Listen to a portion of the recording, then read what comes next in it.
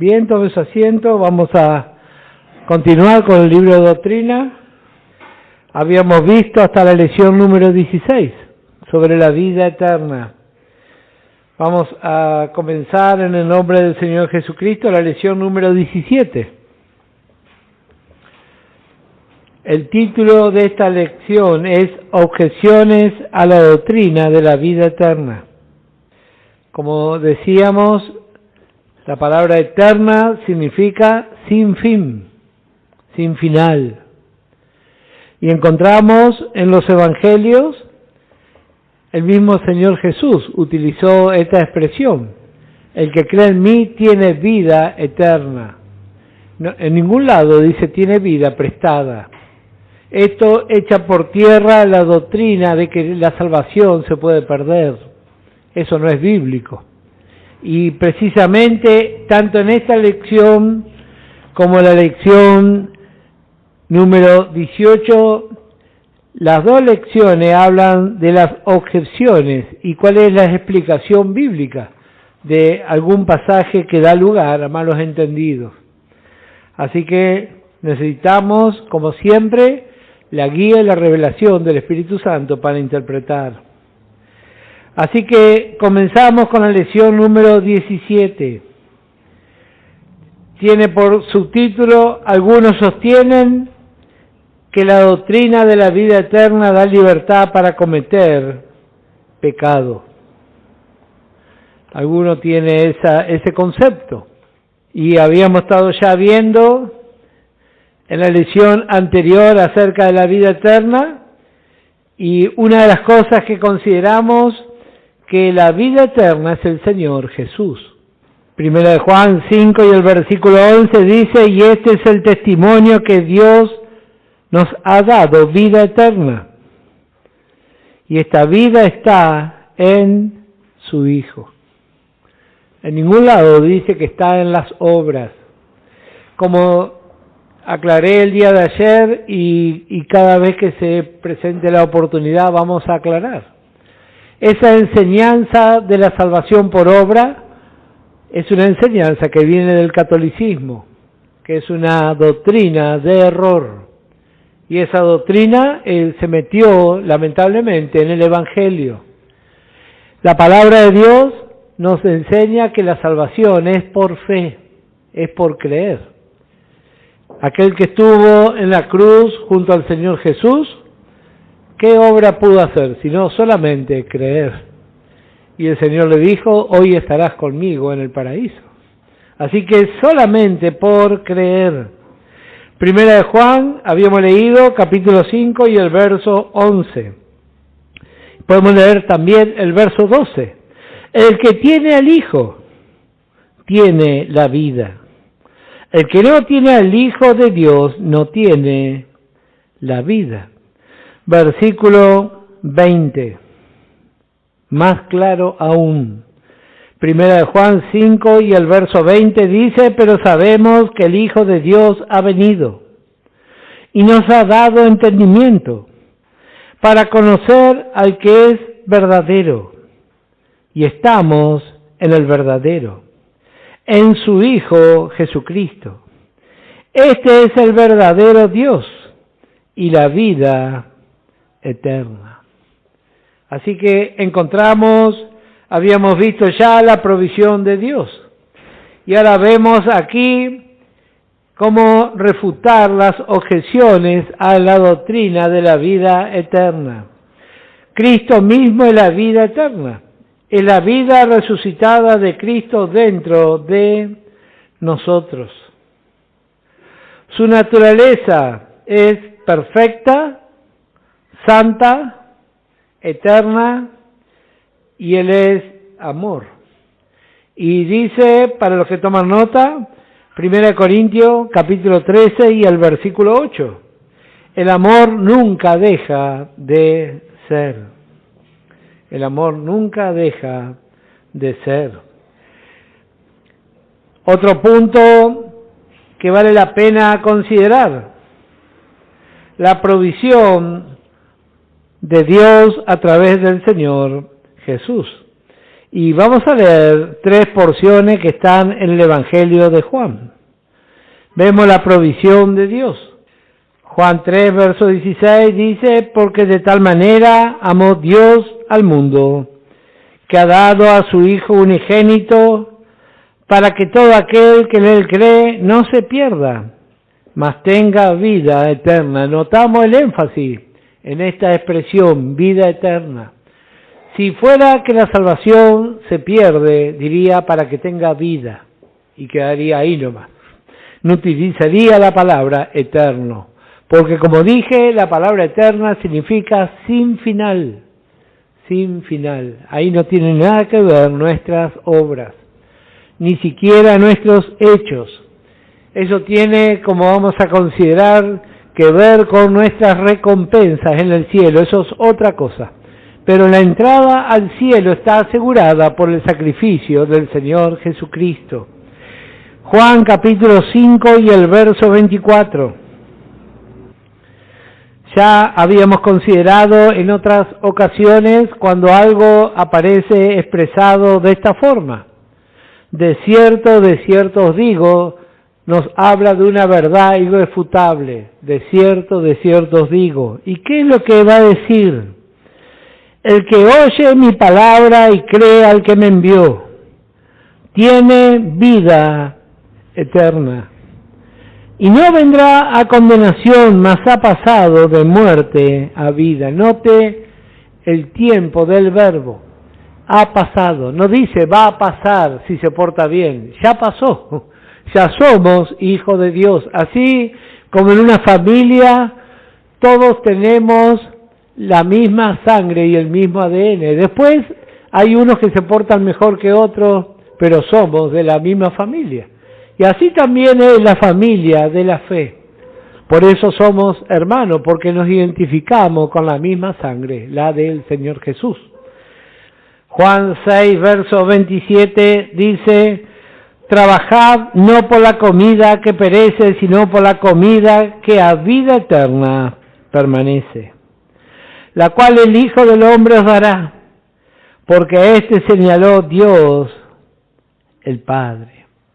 Esa comida nos habla de la palabra de Dios. Por medio de la palabra de Dios recibimos fuerza, energía, sostén. Nos hace recordar lo que el Señor Jesús le dijo en el Evangelio de Juan capítulo 4. Yo tengo una comida que ustedes no conocen. Y la comida es lo que nos fortalece, nos sostiene y nos da los nutrientes necesarios. Y así aquí también encontramos. ¿Y cuál es el propósito? Dice que a vida eterna permanece. Bueno, gracias al Señor. Vamos a ver también qué dice el apóstol Pablo. Si llegamos, hoy vamos a ver algunos de los textos que se utilizan para refutar la vida eterna. Romanos capítulo 6 y el versículo 1 y 2. ¿Qué pues diremos? ¿Perseveraremos en el pecado para que la gracia abunde? En ninguna manera. Porque los que hemos muerto al pecado, ¿cómo viviremos aún en él? ¿O no sabéis que todos los que hemos sido bautizados en Cristo Jesús hemos sido bautizados en su muerte? Este es el lugar que el apóstol Pablo le da a nuestra vieja creación, muerte. Versículo 12 de este mismo capítulo. No reine pues el pecado en vuestro cuerpo mortal, de modo que lo obedezcáis en sus concupiscencias. Esta palabra concupiscencia es sinónimo de antojos, antojos. Así es nuestro viejo hombre, se le antoja. Pero Pablo dice, no le obedezcáis, dice. Versículo 14. Porque el pecado no se enseñoreará de vosotros, pues no estáis bajo la ley, sino bajo la gracia. Verso 15. ¿Qué pues? ¿Pecaremos porque no estamos bajo la ley, sino bajo la gracia? En ninguna manera. Esa es la posición de Pablo frente al pecado. El Evangelio libra del pecado. Romanos capítulo 6, verso 7 dice, porque el que ha muerto ha sido justificado del pecado. Versículo 18, y libertado del pecado, viniste a ser siervo de justicia. Así que vemos la provisión de Dios. Segundo punto de esta lección. Algunos sostienen que la doctrina de la vida eterna da una falsa seguridad. Y bueno, el Señor Jesús hizo muchas declaraciones positivas acerca de la vida eterna. Como recién vimos, hay varias porciones, sobre todo en el Evangelio de Juan. Juan capítulo 5 y el verso 24. Y encontramos también, vamos a leer Juan capítulo 6 y el verso 58. Habíamos visto que el mismo Señor Jesús es la vida eterna. Y su forma, su manifestación nos habla de eternidad. Mire aquí lo que aconteció. Juan capítulo 6 y el versículo 58. Dice, este es el pan que descendió del cielo. No como vuestros padres comieron el maná y murieron. El que come de este pan vivirá eternamente. Así que la misma sustancia del Señor Jesús nos da la eternidad. Versículo 40 de Juan capítulo 6. Y esta es la voluntad del que me ha enviado, que todo aquel que ve al Hijo y cree en Él tenga vida eterna. Y yo le resucitaré en el día postrero. Primera de Corintios capítulo 6, el versículo 17. Pero el que se une al Señor, un espíritu es con Él. Otra vez vemos el tiempo del verbo. Es hoy. Imagínese a alguien que está unido al Señor, ¿cómo va a ser para ser separado de Él? El apóstol Pablo, escribiendo a los romanos, dice, ¿quién nos separará del amor de Dios? Y hay una larga lista de desafiantes. Ninguno puede separarnos, porque esta unión es eterna. Juan capítulo 10, verso 27 dice, mis ovejas oyen mi voz y yo las conozco y me siguen. Y yo les doy vida eterna y no perecerán jamás ni nadie las arrebatará de mi mano. Y por ahí alguno tiene una duda aún. Y note el verso que sigue, verso 29. Mi Padre que me las dio es mayor que todos, y nadie las puede arrebatar de la mano de mi Padre. Y note el verso 30. Yo y el Padre uno somos. ¿Quién podrá escaparse de ese lugar? Ni aún queriendo podríamos escapar de un lugar de tanto poder y seguridad. La misma mano de nuestro Dios. Estamos en la mano del Señor Jesús y está la mano del Padre y nosotros estamos ahí adentro. ¿Cómo va a ser el enemigo para sacarnos de ahí? A veces pensamos en un momento de rebeldía que podemos irnos. Y pregúntale al salmista David, cuando escribió el Salmo 139, ¿dónde huiré de tu presencia? Donde voy, tú estás, dice. Bueno, eso nos habla de la omnisciencia de Dios. Él siempre está. Dice Hebreos 6, verso 13, porque cuando Dios hizo la promesa a Abraham, no pudiendo jurar por otro mayor, juró por sí mismo, diciendo, de cierto te bendeciré con abundancia, y te multiplicaré grandemente, y habiendo esperado con paciencia, alcanzó la promesa. Porque los hombres ciertamente juran por uno mayor que ellos, y para ellos el fin de toda controversia es el juramento para confirmación. Por lo cual, queriendo Dios mostrar más abundantemente a los herederos de la promesa la inmutabilidad de su consejo, interpuso juramento, para que por dos cosas inmutables, en las cuales es imposible que Dios mienta, si quiere puede resaltar, imposible que Dios mienta, tengamos un fortísimo consuelo los que hemos acudido para signo de la esperanza puesta delante de nosotros, la cual tenemos como segura y firme ancla del alma, y que penetra hasta dentro del velo, donde Jesús entró por nosotros como precursor, hecho sumo sacerdote para siempre, según el orden de Melquisedec. El Señor Jesús cumplió todos los requisitos de la ley, y Él es nuestro sumo sacerdote hoy. Y Dios aceptó ese sacrificio.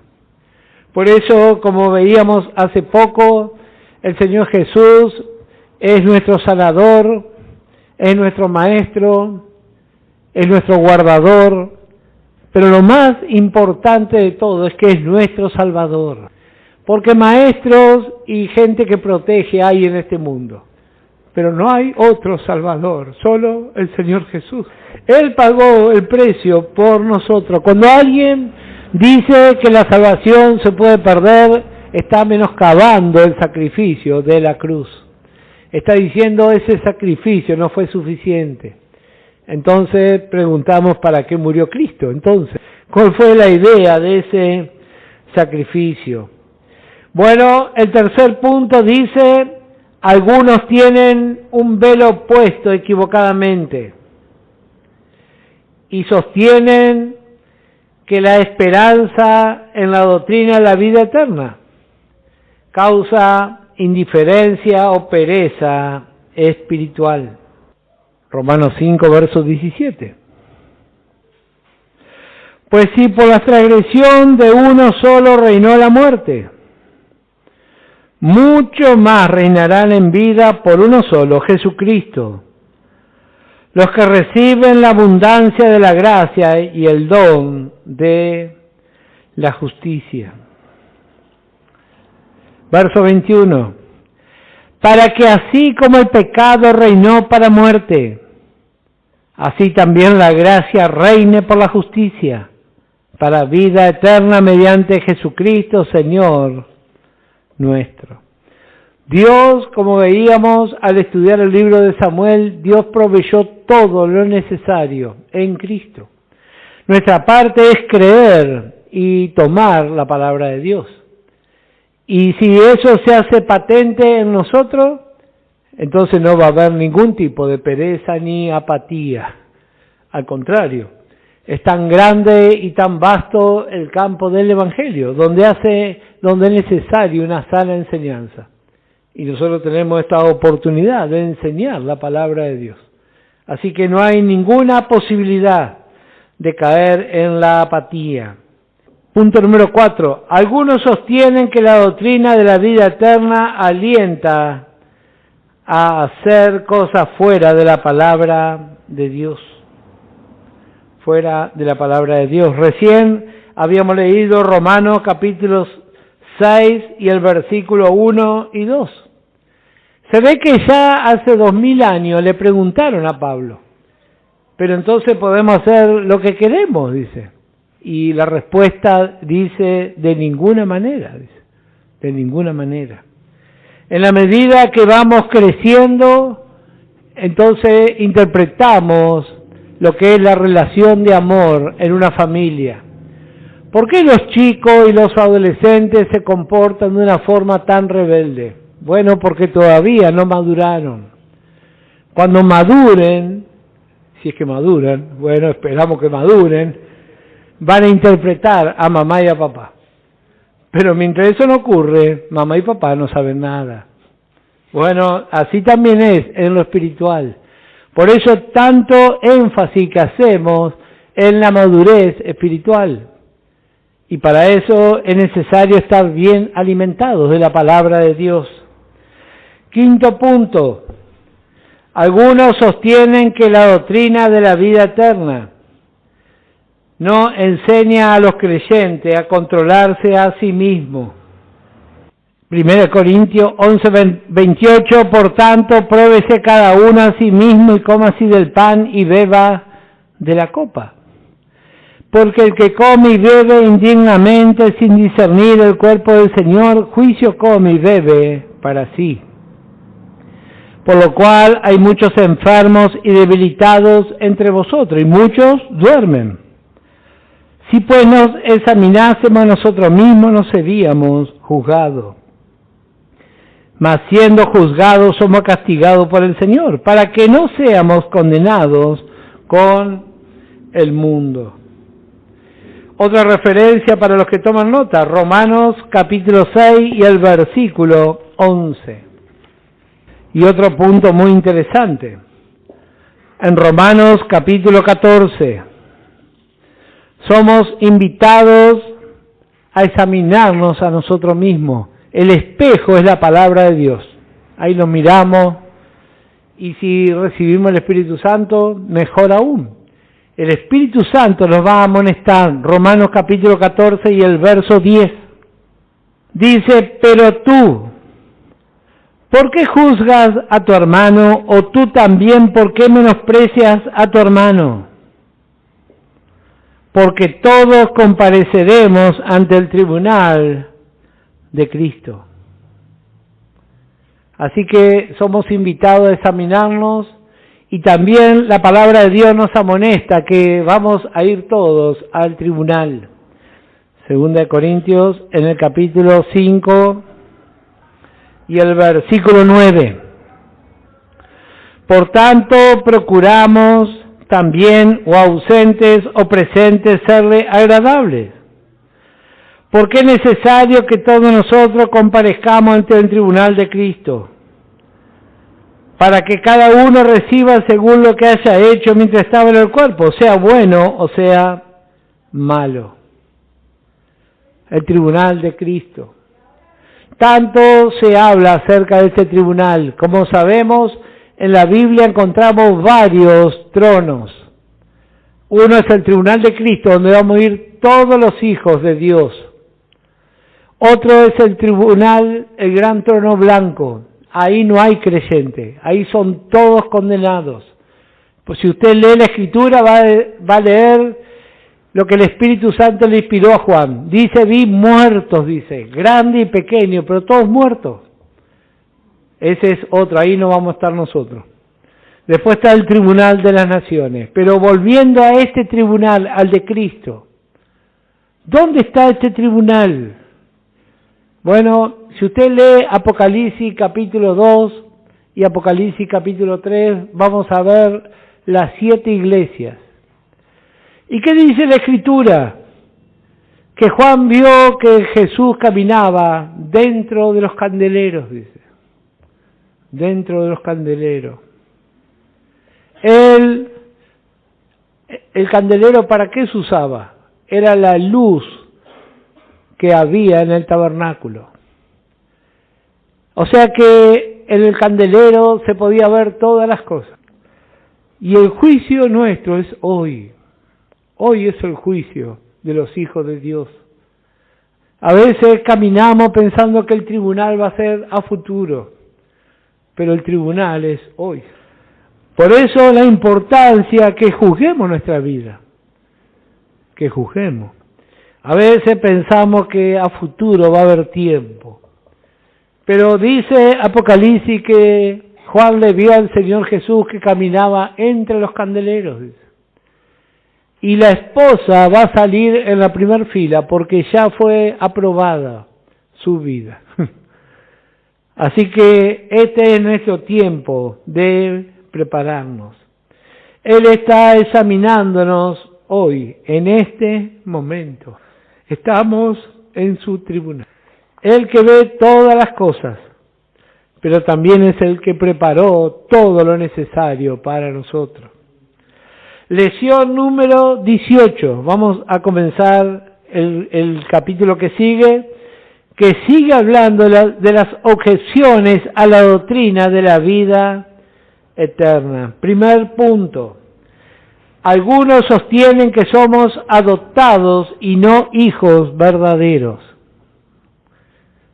Y hay una aclaración que la voy a leer y la voy a repetir para los que toman nota. Repito el título, sería esta la sexta división. Algunos sostienen que somos adoptados y no hijos verdaderos. La aclaración dice así: la palabra griega traducida adopción es sinónimo de filiación o calidad de hijo. Refiere a Israel como una nación. Romanos 9, verso 4 dice que son israelitas, de los cuales son la adopción, la gloria, el pacto, la promulgación de la ley, el culto y las promesas. Como dije, esta palabra adopción que encontramos aquí, que fue traducida así, un significado más concreto es calidad de hijo o filiación. Libro de Éxodo en el capítulo 4 y el versículo 22. Y dirás a Faraón, Jehová ha dicho así: Israel es mi hijo, mi primogénito. Para los que toman nota, Oseas capítulo 11 y el versículo 1 refiere a los santos del Nuevo Testamento. Oseas 11 y el verso 1 refiere a los santos del Nuevo Testamento. Romanos 8 y el verso 15 dice: pues no habéis recibido el espíritu de esclavitud para estar otra vez en temor, sino que habéis recibido el espíritu de adopción, por el cual clamamos, Abba, Padre. El Espíritu mismo da testimonio a nuestro espíritu de que somos hijos de Dios. Y si hijos, también herederos, herederos de Dios y coherederos con Cristo.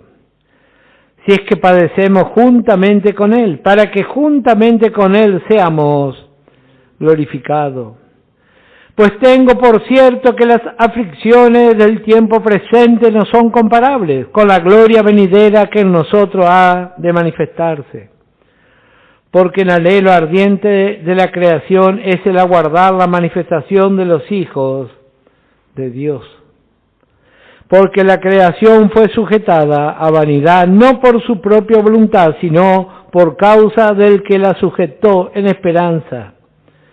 Porque también la creación misma será libertada de la esclavitud de corrupción a la libertad gloriosa de los hijos de Dios. Porque sabemos que toda la creación gime a una. Si no, vea lo que está pasando en el Amazonas. Y a una están dolores de parto hasta ahora. Y no solo ella, sino también nosotros mismos que tenemos la primicia del Espíritu. Nosotros también gemimos dentro de nosotros mismos esperando la adopción, la redención de nuestro cuerpo. Así que esto echa por tierra esa idea de que esta palabra adopción puede desvirtuar nuestra filiación de hijos, sino que simplemente es un error en la traducción. Gálatas capítulo 4, para los que toman nota, capítulo 4 de Gálatas y el verso 5 al 7. Y este versículo 23 que recién leímos también refiere a la resurrección de nuestros cuerpos. La misma palabra que se traduce adopción vamos a encontrar en Juan capítulo 3, verso 3 y verso 7. Y es la palabra que se utiliza para expresar nacimiento espiritual. Juan capítulo 3, verso 3 al 7. Es la misma palabra que se usa para expresar nacimiento espiritual. Otra objeción que encontramos, número 7, una vez en gracia, siempre en gracia. Esa es otra objeción. Y esta no es una expresión escritural, por eso no la utilizamos. ¿Quiénes son los que caen de la gracia? Bueno, son los santos débiles, mal llamados legalistas. Gálatas 5 y el verso 4 dice, de Cristo os desligasteis, lo que por la ley os justificáis, de la gracia habéis caído. Justamente hoy vamos a ver en el libro de Génesis cómo Dios trató con Abraham bajo un pacto de gracia, totalmente de gracia. Cuando el ser humano quiere vivir bajo un pacto de ley, automáticamente se cae de la gracia. Se cae de la gracia. Y eso hace impotente el mensaje que está escuchando. Al mezclar la enseñanza con la ley, entonces el resultado va a ser fracaso. Va a ser el fracaso. Romanos capítulo 3, verso 20. Octavo punto, este es un punto muy interesante. Algunos sostienen que son salvos, pero si no perseveran hasta el fin, se van a perder. Eso es muy común en las iglesias sin enseñanza. Y se los amenaza. Dice, si no persevera hasta el fin. Vamos a ver, ¿dónde está esa porción? Mateo 24 y el verso 13. Dice, mas el que persevere hasta el fin, este será salvo. Justamente estamos viendo en los estudios que trae el hermano Fernando, a qué está dirigido cada uno de estos evangelios. Este evangelio de Mateo, el evangelio del reino, está dirigido a Israel. ¿Y cuándo va a ser esto? Bueno, yo voy a leer para los que toman nota. Mateo 24:13 describe a los del remanente fiel de Israel. Reitero, Mateo 24:13 describe a los del remanente fiel de Israel, que serán salvos de la muerte física, que serán salvos de la muerte física, que quedarán con vida para reinar, quedarán con vida para reinar juntamente con el Señor en la tierra. Esta porción habla de liberación de la muerte física y no habla de la salvación del alma. Esta porción habla de la muerte física y no habla de la salvación del alma.